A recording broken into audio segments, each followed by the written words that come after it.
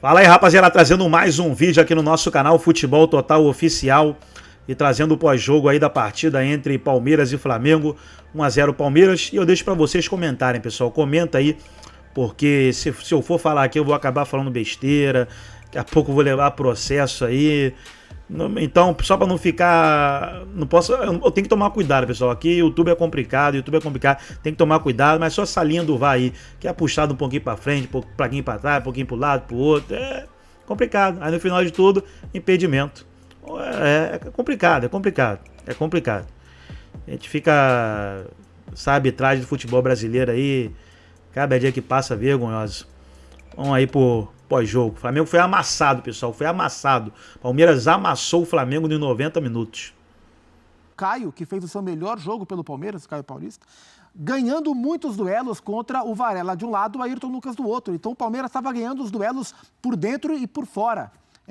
E aí depois que saiu o Felipe, depois que saiu o Mike, o lado direito do Palmeiras ficou mais fragilizado e o Flamengo foi pouco a pouco se encontrando no jogo. Só para pegar uma carona nisso que eu acho que é importante, né, a respeito até da opção do Tite.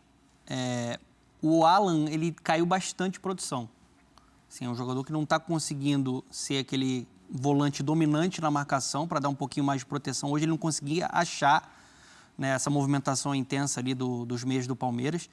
E eu acho que o Léo Ortiz já está pedindo passagem para exercer essa função de uma maneira mais consolidada. Durante a Copa América ele foi muito bem de volante. Durante a Copa América foi uma grande sacada do Tite tirar o Léo Ortiz da zaga para colocar como volante. Porque o Léo Ortiz, além de ter um ótimo senso na parte defensiva, ele tem qualidade no passe. Sim. E aumenta a estatura para a bola aérea defensiva. Aumenta a estatura, então acho que Você acha que poderia ser uma mudança assim, até que para sempre nesse Flamengo, com o Léo Ortiz jogando como volante, já que está uma zaga organizada? Eu acho que pode ser uma mudança mais consistente, pensando a longo prazo. Assim, hoje o Flamengo não tinha o De La Cruz, que no mundo ideal seria De La Cruz e o Pulgar. Né, o De La Cruz, aliás, faz muita falta para esse Flamengo, porque ele é um jogador que é um motorzinho, né? Ele se dedica, circula o campo inteiro, muita qualidade para se apresentar, para jogar, marca muito, né? Uma máquina de pressionar. Só que eu acho que na vaga do De La Cruz, deveria ter sido o Léo Ortiz. Um jogador que hoje, o Tite gosta muito de falar que o campo traz as respostas, né? E eu acho que o Léo Ortiz hoje merecia ser esse titular do Flamengo, depois ele tenta consertar. E uma outra opção, que eu acho que foi uma arriscada até do Tite, ele só vai pensar em ter de novo um homem de frente para preocupar a zaga do Palmeiras e para ser uma válvula de escape, para puxar o contra-ataque, né, depois de tanta pressão, aos 43 do segundo tempo, só que entra o Cebolinha.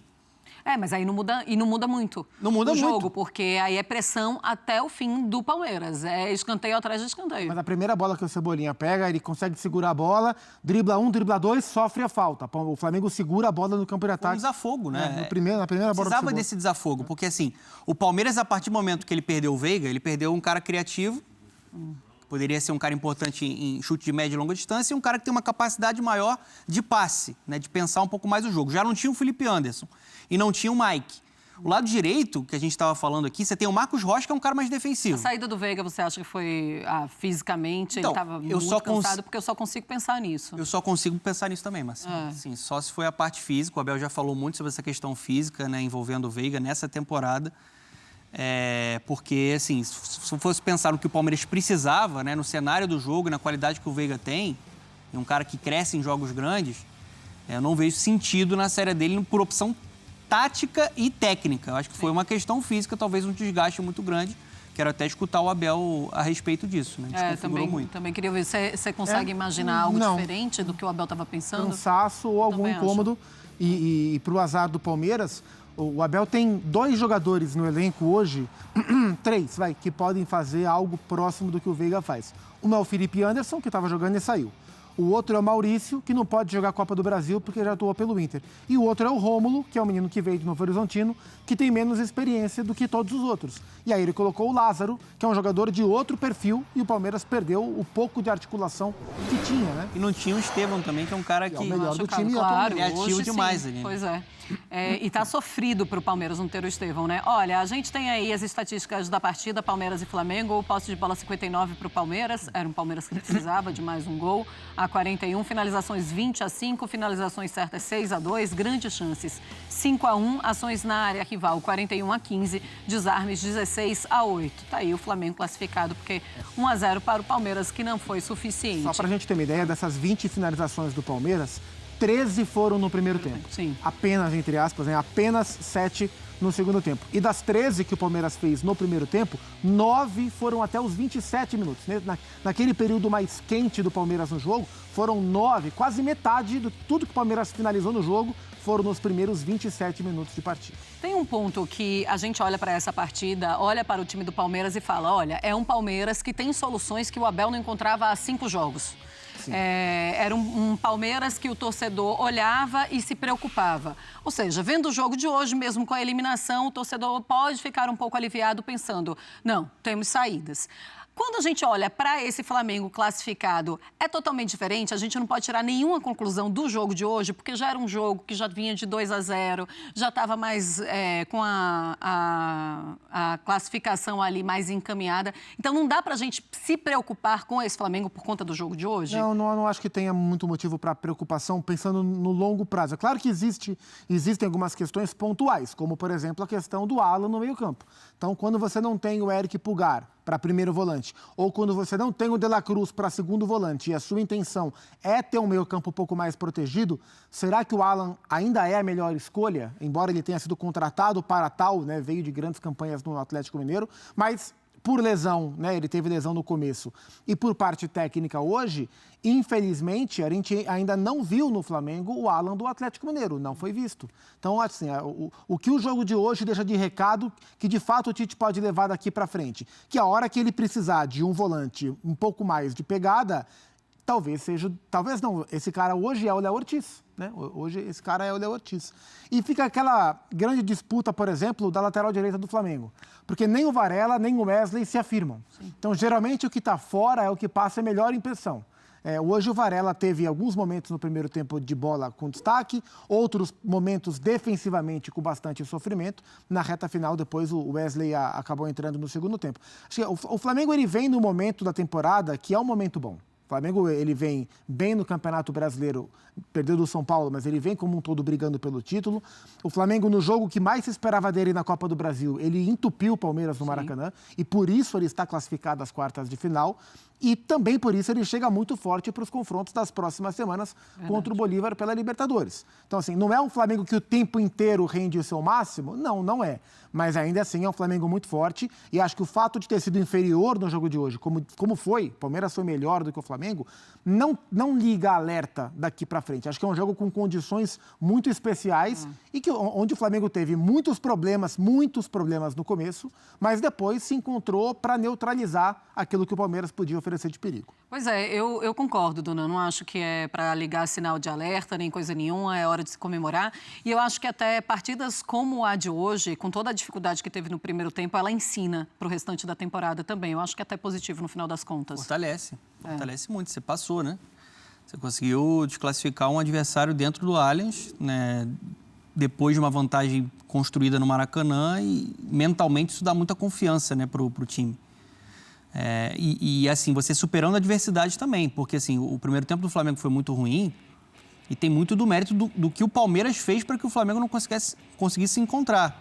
A gente vê sempre muitas críticas, às vezes, do torcedor do Flamengo, porque o torcedor do Flamengo ele gosta muito do jogo ofensivo, né? Desse jogo de imposição, né? Um jogo mais envolvente. Com o Tite, em algumas oportunidades, e já deu certo jogando dessa forma, ele espera um pouco. A gente viu alguns jogos do Flamengo, por exemplo, nesse brasileiro, que ele não teve mais a posse de bola, mas era um time vertical. Especialmente no período de Copa América. Sim. Né? O jogo contra o Bahia, por exemplo, como sofreu no Maracanã, né? E conseguiu vencer o jogo, mas era um time que tinha saída. Hoje o problema no primeiro tempo é que o Flamengo não conseguiu ter essa saída. Iniciar o seu jogo para pensar depois no contra-ataque. Eu não acho que ligue um sinal de alerta tão grande assim, mas eu acho que no segundo tempo ele poderia ter colocado antes um jogador ofensivo para preocupar mais o Palmeiras. Para você ter esse desafogo, para você ter uma saída, para você ter um contra-ataque. Né? Passou no limite ali de você levar pelo menos para os pênaltis, né? E outro ponto, esse eu esqueci, outro ponto de atenção que o jogo de hoje voltou a mostrar, né, não só hoje, mas hoje foi mais um dia, é a bola aérea defensiva. O Flamengo tem levado uma boa parte dos seus gols de bolas cruzadas na sua área. Tomou 2 gols hoje, é que um não valeu, e o Palmeiras teve outras chances perigosas de cruzamentos, também porque o Palmeiras é um dos melhores times que a gente tem no continente em aproveitamento de bola aérea, mas acho que esse é um ponto que o Flamengo já tem de atenção e que hoje voltou a ficar evidenciado pelas chances que o Palmeiras teve. Eu acrescento só mais uma situação, tem sempre uma disputa muito grande na lateral esquerda do Flamengo. O Ayrton foi muito bem no Maracanã, mas ele é um jogador com deficiências assim crônicas na parte defensiva. Eu acho o Vinha um jogador tecnicamente superior e um jogador mais equilibrado no momento defensivo e no momento de ataque. É um jogador que tem uma capacidade de apoiar, de construir por dentro, acho que defende melhor. O Ayrton é mais a flecha, né? Aquele jogador de mais velocidade. Hoje ele sofreu demais.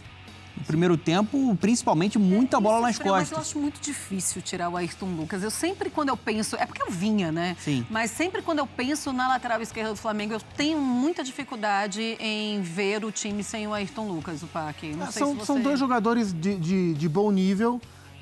O Vinha é um jogador mais tático, um jogador, acho que até mais completo taticamente para exercer diferentes funções. O Ayrton Lucas com o Tite é um jogador que vem muito em diagonal, é menos aquele jogador que ataca ao lado do campo o tempo inteiro, como foi na época do Vitor Pereira, por exemplo, né? Que foi o momento, acho que onde o Ayrton assumiu o maior protagonismo no Flamengo, foi no começo do ano passado nas mãos do Vitor Pereira. Com o Tite como o Cebolinha ocupa muito o lado esquerdo, o Ayrton vem muito em diagonal. Mas, assim, nas mãos do Tite, o Ayrton é o titular, né? O Vinha teve seus momentos, mas o Ayrton é o titular. Hoje, no primeiro tempo, ele sofreu bastante porque era um jogo que fugia mais às características dele. A gente não está acostumado a ver um Flamengo jogar tão atrás como jogou hoje no primeiro tempo, porque o Palmeiras impôs isso ao Flamengo. E ele tendo que bater ali com o Mike, com o Felipe Anderson, né? Ele foi muito testado defensivamente. Quando o Estevão está em campo, era com ele que o Estevão ia bater. Menos mal para ele que não tinha. Aí eu não sei se o Tite olharia diferente para o jogo com o Estevão. Não sei, pode ser. Apesar de saber que o Tite olha para o Ayrton Lucas como o titular. Bom, Fãs de Esportes, a gente vai conversar com a Renata Ruel daqui a pouquinho. Tem polêmica para a gente falar sobre. O torcedor do Flamengo está reclamando demais, apesar da classificação. Mas a gente vai agora para o Allianz Parque, a gente vai conversar com o Vinícius Nicoletti. A Duda Gonçalves também está por lá. A gente começa com o Vinícius Nicoletti e ele traz informações dos donos da casa do Palmeiras. Fala, Vini, tudo bem? Boa noite, bem-vindo. Oi, Marcela, boa noite para você, boa noite a todos os companheiros, fãs de esportes. Pois é, Marcela, clima quente aqui no Allianz Parque, mesmo depois da classificação do Flamengo. Isso porque o vice de futebol do Flamengo, Marcos Braz, tentou acessar essa área aqui e ele foi barrado, essa área dá acesso aos vestiários, e ele foi barrado por um segurança do Palmeiras. Ele deu a volta e voltou com os seguranças do Flamengo e também com o diretor de futebol do Palmeiras, e aí começou um bate-boca aqui, inclusive o Anderson Barros, que é o diretor de futebol do Palmeiras, acusando um torcedor do Flamengo aqui no meio de ameaça, né? Então ficou todo esse clima, ele avisando a CBF, mais um capítulo dessa rivalidade recente entre Palmeiras e Flamengo. O que eu posso dizer, Marcelo, o Palmeiras fez tudo, mobilizou, usou todas as artimanhas para tentar essa virada aqui no Allianz Parque. Antes do jogo, nos vestiários, mensagens dos familiares, dos pais, esposa, enfim, passando e deixando uma mensagem de incentivo para os jogadores do Palmeiras e também imagens das 2 conquistas do Palmeiras em cima do Flamengo, a Libertadores de 2021 e a Supercopa do Brasil em 2022. Foram os 2 jogos que o técnico Abel Ferreira conseguiu bater o Flamengo. Então criou todo esse clima, o time entrou cheio de energia, como a gente viu logo no início do jogo, conseguiu o seu gol aos 7 minutos, mas sofreu também com lesões que preocupam para a sequência da temporada, porque o Felipe Anderson tomou uma bolada no olho, ficou com o olho bastante inchado, não conseguia enxergar ali, foi atendido e teve que ser substituído ainda no primeiro tempo. E o Mike, mais uma vez, saiu machucado com dores musculares, ele que estava retornando à equipe, não jogou no final de semana contra o Internacional, então fica aí essa questão para o próximo jogo, que é exatamente quem?